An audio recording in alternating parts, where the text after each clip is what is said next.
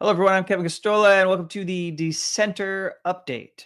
Take a moment, if you are not a subscriber, to go to thedissenter.org and become a supporter. Of course, if you are getting this on Monday, May 19th, you're a subscriber, a paid subscriber, and you're getting exclusive access to the show. So thank you for being a supporter of independent journalism on whistleblowers, government secrecy, as well as press freedom.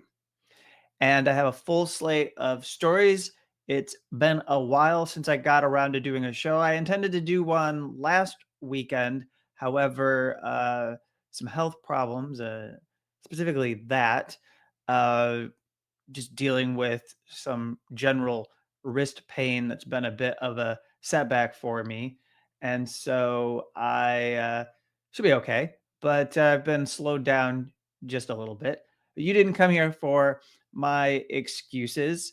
I have plenty of stories to get to, as well as a interview with Andy Lee Roth of Project Censored.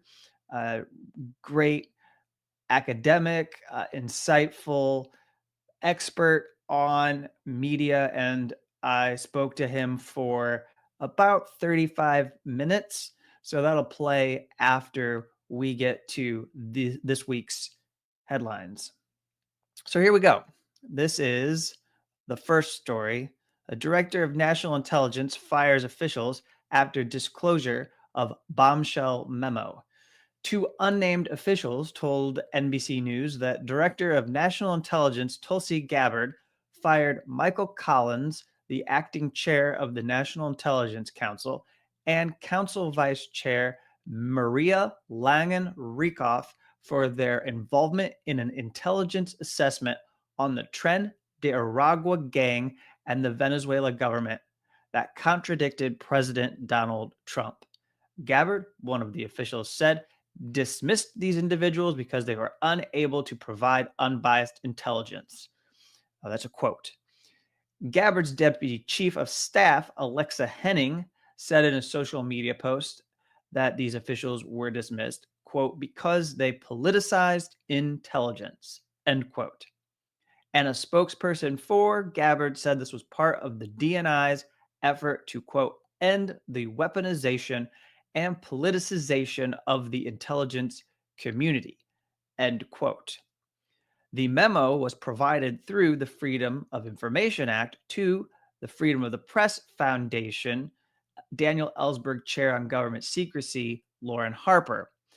And I wrote about this for the Dissenter. You might vaguely remember it, but it exposed the lie that is being told about how the individuals who have been removed from the United States and transferred to what is a concentration camp in El Salvador have no ties to a group that is being fueled and supported by the Venezuelan government, by Nicolas Maduro's regime. So essentially, Tren de Aragua prison gang, even if these members are part of it, are not being supported by this foreign power, which means that you can't justify their removal from the United States through the use of the Alien Enemies Act, that 18th century wartime law that has been invoked. And recently, in fact, very recently, just before the weekend, the Supreme Court, in a 7-2 decision, came out against using the Alien Enemies Act narrowly. They haven't approached the larger question of the law yet, but at this current juncture, they are not on the side of the Trump administration. So those officials were fired for filling a records request to the Freedom of the Press Foundation. Our next story is U.S. judge blasts Trump DOJ's state secrets arguments in Kilmar Abrego Garcia's case. In this case, U.S. District Judge Paula Zinnes expressed her disgust as Trump administration officials argued they could not share information about Maryland father Kilmar Abrego Garcia, who was removed from the U.S. and sent to an El Salvador concentration camp. She called out officials, quote, willful and bad faith refusal, end quote, to answer questions. According to coverage from the USA Today, quote, Zinnes said the government invoked the state secrets privilege 246 times in the case and other privileges at least 1,400 times. That's a staggering amount of obstruction. Zinnes did not immediately rule on whether the Trump administration could invoke the state secrets privilege, and it is worth noting that she previously ruled that the government acted illegally by removing Garcia. The judge ordered Garcia's return, which the U.S. Supreme Court upheld in a 9-0 decision. That's a unanimous decision on April 10th. But the Trump administration has flat out refused to do anything to comply with this order by the high court. Our next story is a FOIA lawsuit for files on whether DOJ is actually a government agency may proceed. The U.S. Court of Appeals for the D.C. Circuit allowed discovery to proceed in a Freedom of Information Act lawsuit that's brought by Citizens for Responsibility and Ethics in Washington, or CREW. The watchdog group seeks records on DOJ's organizational role, authorities, and operational reach. Particularly, CREW would like to determine whether DOJ is in fact not covered by FOIA or the Federal Records Act, as the Trump administration has claimed. Now, the next story, a police whistleblower in Tennessee was hit with criminal charges. The Nashville Banner, a locally owned, community-supported civic news organization in Tennessee, reported that Garrett Davidson, a former Metro Nashville Police Department lieutenant who went public as a whistleblower in 2024, was arrested on May 13th. He was accused of, quote, illegally accessing and taking internal files and other documents. Davidson was jailed on a $150,000 bond. As the news outlet recalled, after Davidson retired in January 2024, he filed a 61-page complaint that alleged that, quote, widespread misconduct inside the police department and accused high-ranking officials of working with Republican state lawmakers to gut police oversight boards. He accused the city's officials of collaborating with Republican state lawmakers to gut police oversight boards. Later, a court filing in the case over leaked documents related to the 2023 Covenant School shooting included a declaration from a Metro Nashville Police Department lieutenant pointing the finger at Davidson as a potential source. So the source of the leaks. Davidson's Portland, Tennessee home was raided by the Tennessee Bureau of Investigation in November. Our next story is the No Rogue Rulings Act would impact whistleblowers. So here's some legislation that is moving through Congress. Back in April, the United States House of Representatives passed legislation called the No Rogue Rulings Act. The bill, according to the Congressional Research Service, would limit, quote, a district court from issuing an injunction unless the injunction applies only to the parties of the particular case before the court, end quote. It has yet to be voted on by the Senate. What does that mean for whistleblowers? The Government Accountability Project says that the bill would, quote, severely constrain the court's ability to check executive overreach by preventing district judges from stopping potentially unconstitutional federal policies nationwide. Since whistleblowers often uncover unlawful practices or wrongful actions, this would make it more difficult for whistleblowers to obtain relief from courts that could stop the very illegal or unconstitutional actions that they expose. Moving along, our next story is that a FCC commissioner said the greatest threat to the First Amendment is coming from President Donald Trump's administration. Democratic Party FCC Commissioner Ana Gomez delivered a speech at the Media Institute in Washington, D.C., and spoke about the Trump administration's, quote, coordinated efforts to censor and control, end quote, freedom of expression. Gomez specifically called attention to alarming actions that the FCC has undertaken under FCC Chair Brendan Carr, who has proudly worn a gold lapel pin of President Trump. Here are some clips from that speech. The administration's coordinated efforts to censor and control are manifesting in multiple ways.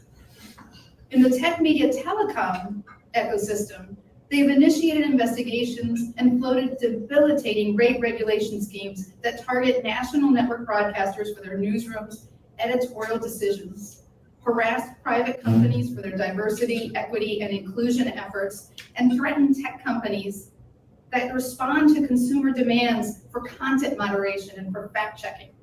Separately, they have attempted to shutter Voice of America and sought retribution against lawful residents that protest administration policies. They are banning books, and they are seeking to erase history from the public record and from our national museums. And they are targeting law firms, unions, and all those that have the skills and the will to stand up for the victims of this campaign of censorship and control. And of course, I cannot leave out the fact that they have been firing presidentially appointed Senate-concurrent commissioners of multi-member independent agencies who dare to speak the truth. Broadly speaking, these efforts are unprecedented and indefensible. Unfortunately, the administration efforts to censor and control appear to be working, at least for now. Some media outlets are finding it easier to retreat in the face of government threats, veiled or otherwise, than to be responsive to their audiences. As I'm sure you're all aware, last month, Bill Owens, the executive producer of 60 Minutes, resigned. He started at CBS News as an intern in 1988 and was only the third executive producer to run 60 Minutes in its 57-year history. He resigned because he no longer felt he had the independence that honest journalism requires. Pardon my language, but that is a BFD. Speaking as a government regulator, we need journalists to report the truth, even when it cuts against our arguments or our political biases. And corporate parents should give journalists the independence they need. A free press requires free journalists. So those were highlights from Gomez's speech at the Media Institute in Washington, D.C. And she outlined many of the press freedom issues that are in play presently as a result of the Trump administration's actions. Our last story is one that is now pretty well known probably to you, but we were taking a bit of a break. And so I'll speak on the film that allegedly identified who killed Shireen Abu Akleh, further exposing the cover up of President Joe Biden's administration, how they thwarted justice for this Palestinian American journalist from Al Jazeera who was assassinated by Israeli military. The identity of the Israeli officer who murdered her became known, and we have more information about this cover-up. Allegedly, Elan Skagio, who is no longer alive, was her killer. This is according to a documentary called Who Killed Shireen, put out by Zateo. Dion Nissenbaum, a reporter who worked on the documentary as an executive producer, wrote for The Guardian, quote, Israel knew right away that one of its soldiers had probably killed Shireen, even though Israeli leaders were falsely blaming Palestinian militants for her death. And then later in this op-ed that was written for The Guardian, Nissenbaum writes, Our reporting also reveals that an initial American assessment determined that the Israeli soldier intentionally shot Shireen and that he should have been able to tell that she was a journalist because she was wearing the blue body armor marked press. And finally, Nissenbaum makes it clear the Biden administration failed Shireen Abu Akleh. Our Biden administration source told us that the U.S. allowed Israel to get away with murder. Skagio's death makes it harder to find out what he was thinking that day. The Israeli military could help provide some answers by releasing Skagio's statement. And so, him being dead makes it hard to bring him to justice for a war crime. But it's mentioned by Nissenbaum that, in fact, had he been extradited, had he been put on trial in a U.S. courtroom, he likely would have been convicted for killing Shireen Abu Akleh. That does it for those stories. I'll just take a moment to quickly acknowledge the release of Romea Ozurk as a story that has captured a lot of attention, as it should. It's one that we spoke about. This is a Tufts University PhD student, a graduate student who co-authored an op-ed in the university's newspaper, took a stand for divestment from Israel and in support of Palestinian solidarity activism on the Tufts University campus. And that was largely the reason why the Trump administration, Marco Rubio, other officials singled her out and had her abducted by ICE agents and brought to a prison in Louisiana, where she was held in detention until a little weaker, like a week ago or more. She was able to secure bail.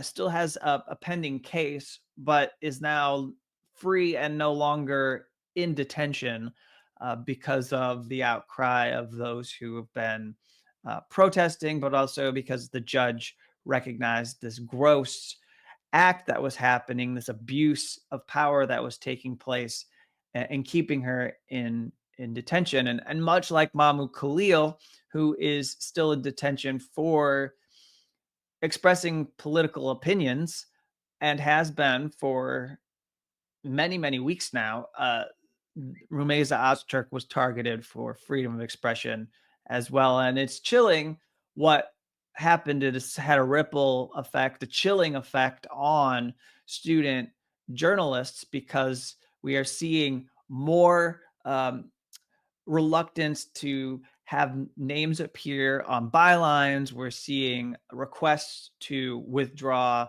articles, to retract articles, and there's more anonymity taking place in news as people are fearful of attaching their names to certain topics, in which it's been made clear Donald Trump and his administration will go viciously after students who are outspoken on these issues. That does it for the headlines for this week.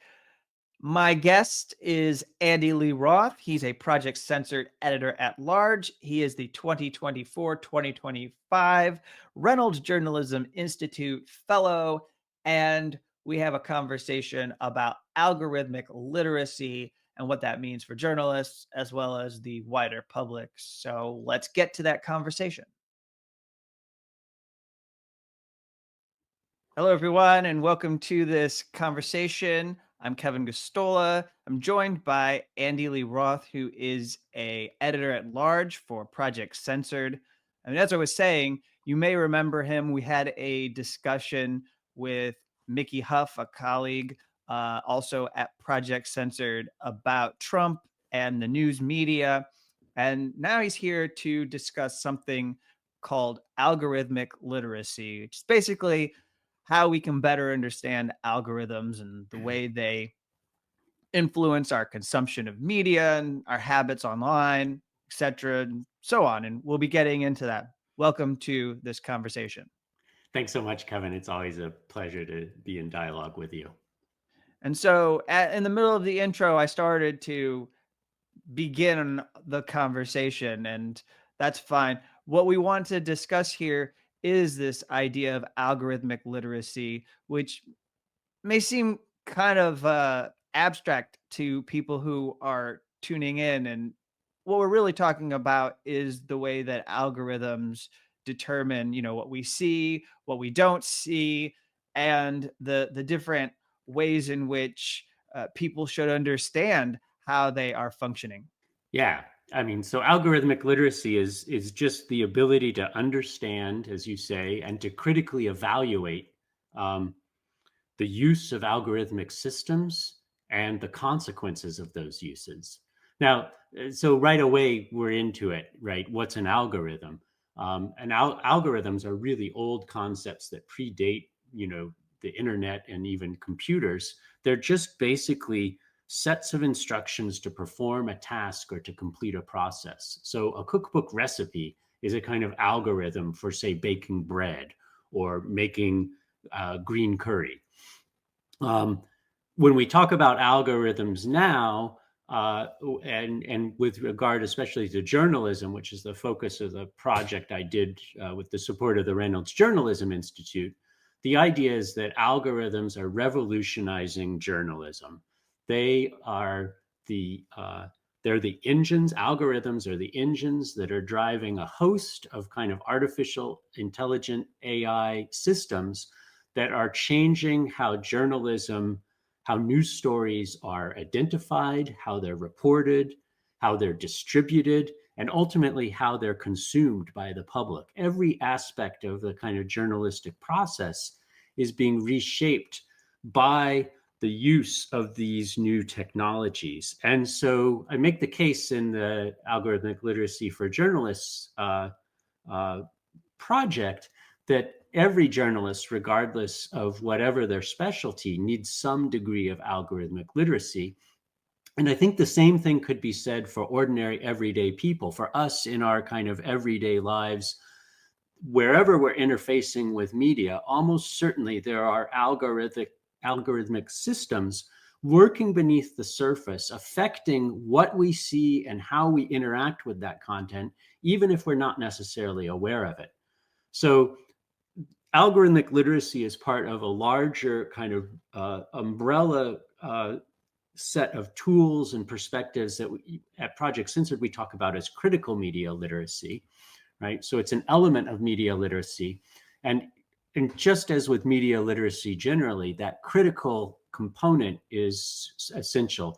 The core kind of argument that I'm making that I hope journalists and also the public kind of understand better is that algorithms are shifting the balance of power in our society. They're shifting the balance of power between people who are in control of those algorithms and people who are subject to their operation. Also thinking about journalism in particular, they're shifting the balance of power between journalists, newsrooms on one hand, and big tech companies on the other, with the public kind of the football in the middle that's getting kicked around back and forth, not always to its advantage. So the power dimension is really important. So before Twitter was destroyed by Elon Musk, and this is actually something that Elon Musk seemed very receptive to when it was shared with him. At Twitter, they would talk about not limiting speech, but limiting reach, limiting the reach of the messages that were being posted. And what you take away from your basic knowledge of companies and how they prioritize their advertisers is that they get very concerned about how some of this content might appear alongside, let's say, a General Motors ad or an ad for McDonald's. And that understanding is something that is part of critical media literacy for the longest time, the way that consumerism worms its way into the media organization's coverage of certain issues and topics. But I'm certain that in your research, you're also aware of how the profit motive affects what the algorithms are doing in the way that it churns out information, delivers certain pieces of content to people's eyes. I think the profit motive is is maybe the most crucial driver in terms of the unbalanced relationship between big tech platforms and newsrooms. Big tech platforms, so, if we're talking about Meta, for instance, which runs Facebook and Instagram, they don't really care about news. They don't really care about news values. They don't present themselves as, and I don't think they should be thought of as, journalistic organizations. But some of the content that circulates on Facebook and Instagram is news, is journalism, right? During the course of the project, I talked to numerous journalists who use social media platforms to reach audiences that their stories might not otherwise reach. But the question is, these platforms are not neutral pipelines. They are not neutral conduits. They are, again, ultimately there's decision making that's being made by both humans, but also algorithmically about what content circulates widely and what content is marginalized or blockaded, right? And the language of this in terms of the tech platforms is familiar to a lot of people, I think. We talk about community standards, and content has to adhere to community standards or it won't be circulated.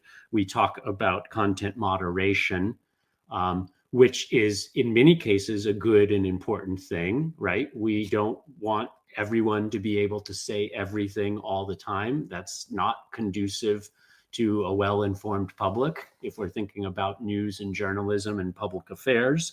But we also have, and this is, I think, part of what you were alluding to, the idea of content reduction, right? And the idea, and this is a component of the Algorithmic Literacy for Journalists project, but it also affects people who aren't journalists. On social media platforms like Facebook and Instagram, content reduction takes the form of shadow banning. On YouTube, it can take the form of demonetization of channels, and sometimes just outright takedowns. So there are different degrees to which information is being filtered algorithmically, right, on these platforms, but almost always in ways that either are presented by big tech companies as benign. Of course, we don't want child pornography spreading on our social media platforms or online, or they're presented, or they're not even discussed at all. And I talked to numerous journalists who suspect that their work is being shadow banned on social media when, for instance, they're reporting on things like police violence, systemic inequalities, LGBTQ issues, and their content, when they post on topics like that are likely to run afoul of the platform's community standards or content moderation guidelines, they find their reach tanks. But the thing is, these companies, so the Meta platforms, they will never acknowledge that they are engaging in shadow banning. There's a thing I came across called, it's like digital gaslighting, right? If your content isn't doing well on Instagram, maybe it's because there's no audience for your content. Maybe the problem is you, right? Instead of, Meta is censoring content that you're producing, but they're not outright censoring it. They're shadow banning it. And is this what you call algorithmic gatekeeping? Yeah, thanks. That's a great term. That term gatekeeping is really interesting, and I'll dork out for a moment or two, if I may, on the kind of history of gatekeeping in journalism. Gatekeeping came to prominence as a concept to understand the influence of journalism, the power of news to shape our understanding of the world. In the 1950s, there were a couple famous studies of local newspaper editors who were taking stories from the wire service, so a feed of news stories of sorts, right? And deciding which stories to feature in in the next edition of the newspaper. And a couple of social scientists, David Manning White, Walter Gabbard, did studies of newspaper editors' decision-making processes and talked about them as gatekeeping. And that model was the prominent model in kind of critical studies of journalism in the social sciences, in my field, sociology, for instance, for a long time, until other models superseded it. And one of the critiques was, well, the gatekeeping model never really touched the information. It didn't have anything to say about what those stories were. It just looked at the editor's decisions. And for that reason, it wasn't as subtle as newer models that the social sciences developed. Fast forward to algorithmic gatekeeping, and I think the term is newly appropriate because, as I was saying a moment ago, the algorithms at Meta, or name the platform, don't really care what the content of the news is. They're just interested in, will it go viral? Will it get lots of likes and shares? And so in some ways, the very critique of the old gatekeeping model of news, when news editors were the primary gatekeepers, is now newly relevant when algorithms, non-human entities, are the gatekeepers, because they aren't especially interested in the content of the news that's being promoted or blockaded or marginalized, except insofar as it will generate attention. And so that's a very different set of standards than what we think of when we think of ethical journalism serving the public interest. One other aspect of this is how people do come to understand the algorithms. And I've seen a word that has become more and more common, algo speak. I don't know if you came across that, but there is actual language that you find people who are posters. I'll use that as a general term to catch as a catch-all for the many different types of people who are putting up what they upload, and how they figure out that the algorithms have these filters, and so they need to work around it. I mean, what's your comment on these filters, and then the somewhat savvy ways that people try to circumvent those filters? I think at one level it's brilliant, right? It represents a creative adaptation, and the idea that I ultimately believe personally, that together we're smarter than any algorithm. When we cooperate and coordinate our activities, we can accomplish things that no algorithm can. I think and so I definitely did come across journalists who are using forms of algo speak when they're promoting their stories on social media platforms. The challenge, I think, is that, of course, journalism is premised on notions of transparency and accountability. And when you're using indirect language, that cuts against some of the grain of what I think most journalists' sensibilities are. So it's important, I think, here to distinguish between the kind of language that might be used in a news report itself and the kind of language that a journalist might use to disseminate their work on a social media platform. And there, I definitely did talk to editors at online news outlets where they definitely are interested in and were using selectively and carefully algo speak as a workaround. But the thing to point out there, the other major point I think to make there, is that it is a workaround, right? This is basically weapons of the weak, in the sense of where journalists and other content creators are adapting to the standards of the big tech platform, right? And that's probably good and necessary in the short term, but not going to be what sustains journalism or a well-informed public in the long term. There, we need things that are going to address this at a kind of policy level, which isn't very sexy, not what most people want to dwell on. But we need more attention on things like the principles that were put out in the Paris Charter on AI and Journalism in late 2023, which said basically journalists and news outlets should have a spot at the table whenever we're talking about the development and the regulation of AI technologies, right? And interestingly enough, this is something I looked into. I came across the Paris Charter on AI and journalism pretty early in my work on this project.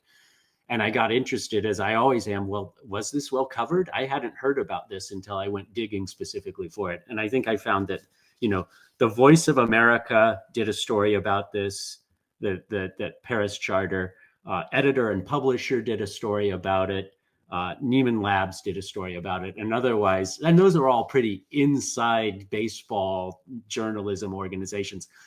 None of the nation's major, most prominent news outlets covered the Paris Charter on AI and journalism.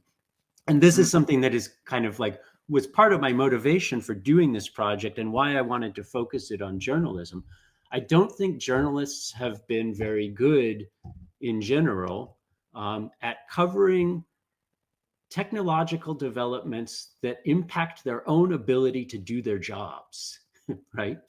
Well, I think that's fair, because in general, my assessment would be that journalists don't do a good job of protecting their own workplaces from the actual predators that are going to make it hard and difficult for them to keep producing their work, but not just produce their work, but also to do it in a way that they still have a livelihood and don't have to contend with a second job so that they can continue being a reporter or a writer or even an editor who runs their own website, which is time consuming. So the idea that you would have a second job, how could you run an effective and impactful news outlet if you're distracted with something else? But in general, I agree with you that for the most part, people aren't mindful who are in publishing. They're not that mindful of what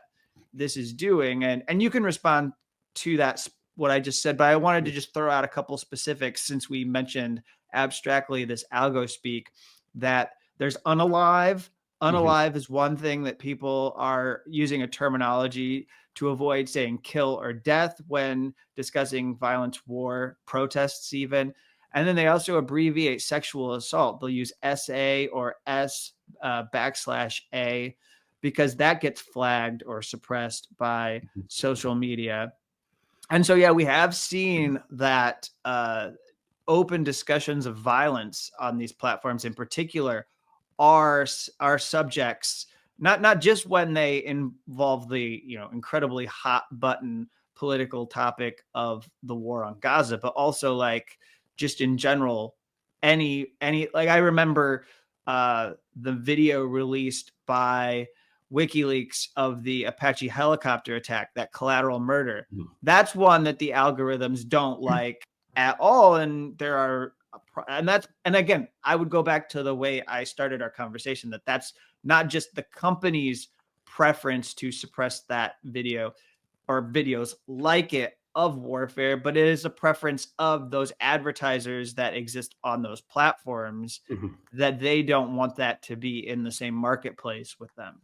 Right. And the advertising, so there's we talked some about shadow banning. The advertising side of it often gets talked about in terms of advertising block lists, right? And so these are lists of terms. They're very hard to keep up to date because the algorithms shift and the advertising block lists are shifting in parallel. But these are lists of terms that if they show up in a story, advertisers will be advised, don't run your content,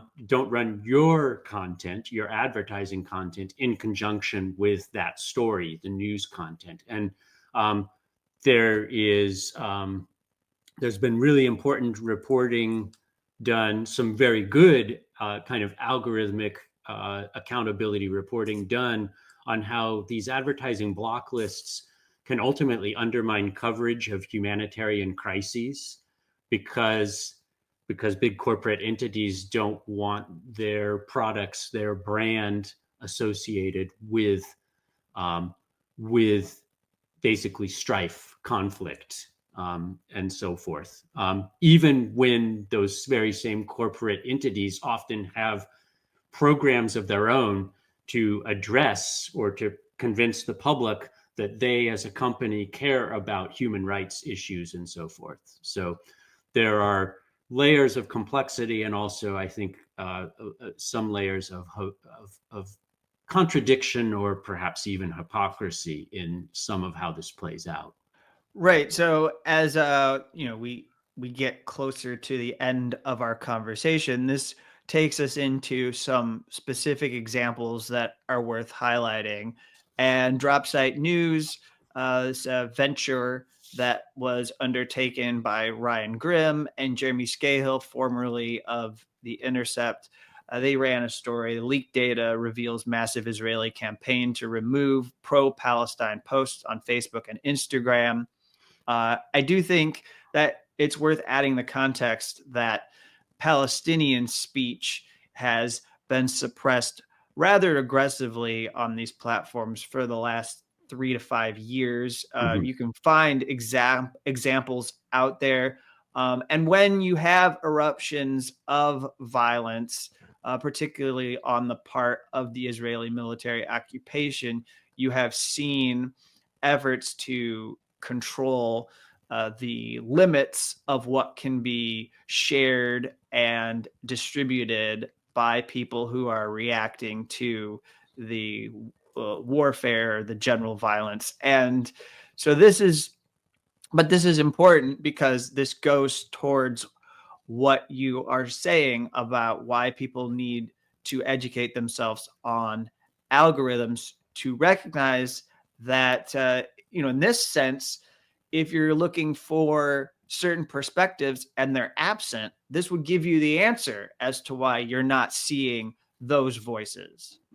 That's exactly right. I mean, the Dropsite News story about Meta's sweeping crackdown on Facebook and Instagram content at the request of the Israeli government is a case in point of the kind of algorithmic gatekeeping that we were talking about. And credit to Dropsite News for bringing that story forward.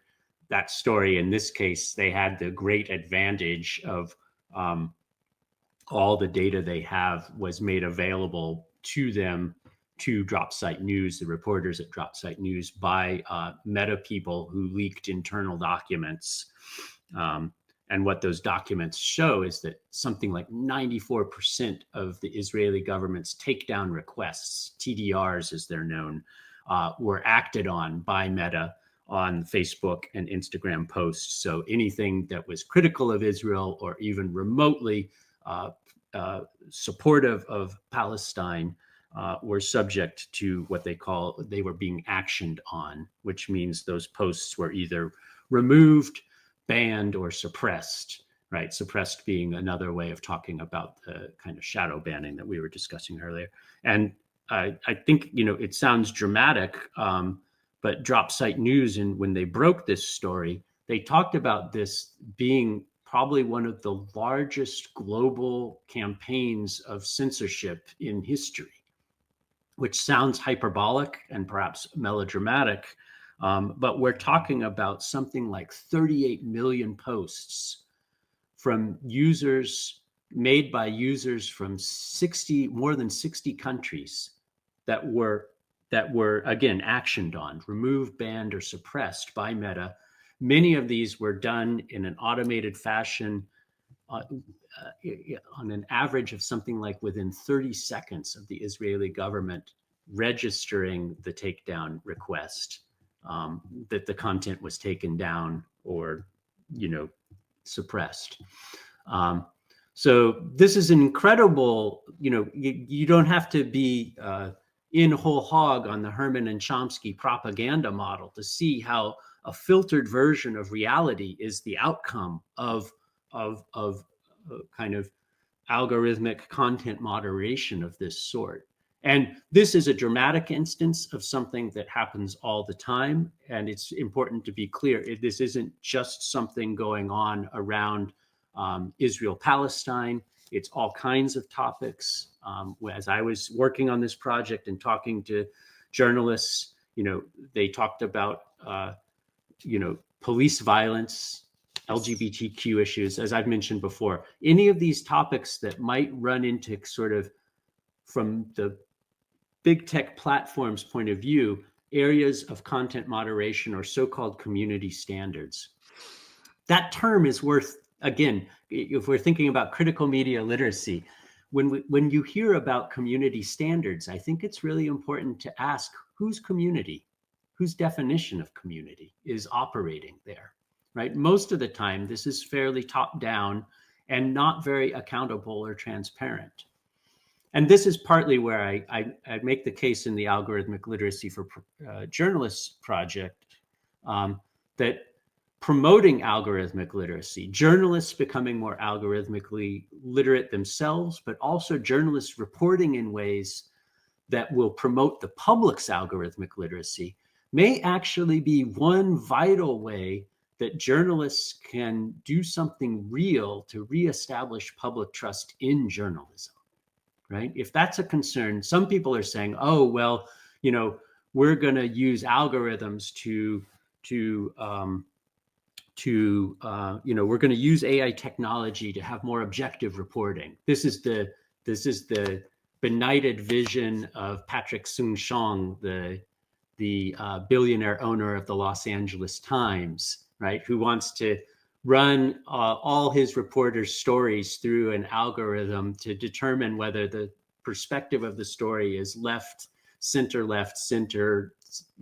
right, or center right. And they're actually doing that on a lot of their editorial and opinion content now. But the reality is that the prevalence and allure of kind of automated decision making is part of this of the kind of the snake oil of AI salesmanship, right? And we're not ultimately going to get away from human decision making. We're just going to hide who the humans are, whose perspectives have been grounded, have been driving those decisions about content. And so, you know, if we outsource kind of the classification, the prioritization, the filtering of information to information systems that we don't have direct access to, we're ceding power. And I think that's where there's a need for greater algorithmic literacy in the public at large. And one way I think to get that is to make sure that journalists are more algorithmically literate and that they're reporting stories that hold industry accountable, that don't just accept at face value what industry sources say, right? The touting of these products as things that are going to transform our lives for the better, right? That's where we need critical inquiry. By the public, by journalists, by anyone who's involved in kind of thinking about how these systems work in our daily lives. I'm absolutely with you. So thank you for presenting that. As we finish up here, one of the examples that you're touching on that's extremely prominent were the Black TikTok creators that during the George Floyd protests in 2020, which became the second cycle of Black Lives Matter protests in the United States, those posts were being hidden on the TikTok platform.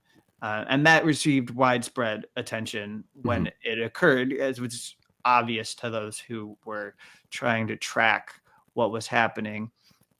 So as we wrap here, the last thing I would say is what I'm hearing in your pitch to why this is important is that we also need to get past the hang up that this is too technical for the public to understand. That there's that if you were to spend time on this, most people would read it and it would just go right over their heads. Well, if it does go over their heads, then that's where the journalist must play the role of making it accessible so that people can understand it. And not by like talking down to them, but by making it clear that that this is how it works, the way that you just did today, the way that you just walked us through it. And maybe it is too academic sounding sometimes, and that's going to lead to people turning their minds off. But I also think that when you bring it back to real world examples, people know. There are other ideological examples that I didn't bring into this, but there definitely was algorithmic suppression during the COVID pandemic. There was definitely algorithmic suppression during the election. And what we don't have are public policy conversations in Congress or legislative branches where you actually openly discuss whether it's appropriate or not for those institutions to be getting involved in managing that content, policing that content, deciding that this gets in the way of certain initiatives. So we're just going to disappear it all. So rather than having more speech, we're going to have less speech because we don't trust people. So if you talk about it like that with others, and then you inform them about the technical manner in which this control or this sanitization happens, then I think people don't have any difficulty at all grasping what these big tech companies are doing. Mm-hmm. Yeah, I mean, I think, at this stage, I think there are very few people who think of internet search as a neutral activity, right? That the search results you get are going to be filtered to reflect the algorithm's understanding of who you are and what you might be interested in. It may also more subtly affect, may reflect censorious decisions about what kind of information you ought to have access to, right? So there's those two layers. But I think people generally have a sense of that now. And the trick is to take it one step deeper and get people thinking about the power dynamics, not just how does this affect me when I'm trying to find a movie to watch on Netflix, or why I see too many political posts on my social media feed. Right. The next step is to say, we're talking about in societal terms, we're talking about power inequalities here, where if we continue about business as usual, chances are we will lose. We will lose as journalists. We will lose as members of the public who depend on journalism. Our autonomy, our ability to seek out and find the information we're interested in will be diminished ever more. But if we act together, if we as members of the public support journalism and support journalists who are doing high quality algorithmic accountability reporting, and if we work together in organizations, so some of the resources that I have on the Algorithmic Literacy for Journalists website, which is open to the public, it's alfj.org, alfj.org, came from the ACLU of Washington, that created a whole guide about, basically, in the language I would say, algorithmic literacy for community activists, because there were communities here in Washington State where I live who realized they were getting marginalized by these big tech tools, and they wanted a way to fight back. And the ACLU Washington toolkit, which is up in the resources section of the ALFJ website, has all kinds of practical things in it for how to inquire of what does this algorithm do? How does it work? What happens when it makes mistakes? What are the corrective procedures, if any, when it makes mistakes? These are all the kinds of questions that, again, I love the point you make, because it's one that is at the core of the project. You don't have to be like a computer scientist or an information technology expert to engage in some of this dialogue, because the core issues are, to me as a sociologist, they're really about ethics and power. Right? Power in the sense of the politics of how we distribute resources, and ethics, coming back to journalism, the core tenets of journalism are to seek the truth and to be transparent and accountable in that effort to determine the truth. Those are, at the end of the day, ultimately foreign concepts for an algorithm, right? Algorithms they aren't designed to seek truth. They aren't designed to ensure that what they generate will reduce harm. Journalism, at its best, is committed to these ethical principles, right? Seeking truth, reducing harm, being transparent and accountable. And that's, I think, firm foundation on which both journalists and ordinary everyday people, us as members of the public, that we can stand on and say, hey, there may be some really promising, wonderful applications of these new technologies, but we want to go forward in a kind of cautious, circumspect way to make sure that those technologies benefit the public and that they aren't all about consolidation of power and profit for private individuals or private entities. All right. Thank you, Andy. It's been really good to talk with you. Yeah, thanks so much, Kevin.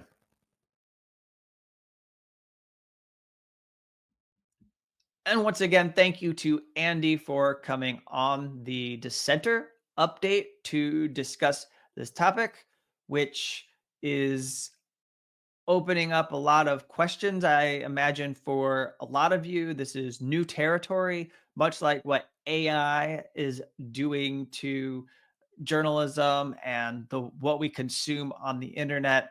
Also, part of transforming content and making things a little bit more difficult for all of us are these algorithms. Algorithms have had more of a presence than AI, but algorithms probably underpin the AI problems that we are going to have to deal with. So you can't really understand what we're facing with AI unless you understand the machinery of the algorithms that are feeding us particular information or choosing to not feed us particular information. And that's the show. I'm so glad that you took some time to pay attention and listen to this episode. Again, appreciate your support if you're a paid subscriber. And if not, please go to thedissenter.org, become a subscriber. You, by subscribing, will be supporting independent journalism on whistleblowers, government secrecy, and press freedom. If you can't be a monthly subscriber, but you did like something you heard, you want to maybe leave a tip or chip in a few dollars and support this journalism, thedissenter.org/donate is where you can go to make a small contribution. Thank you, and I'll be back in the next couple of weeks with another episode.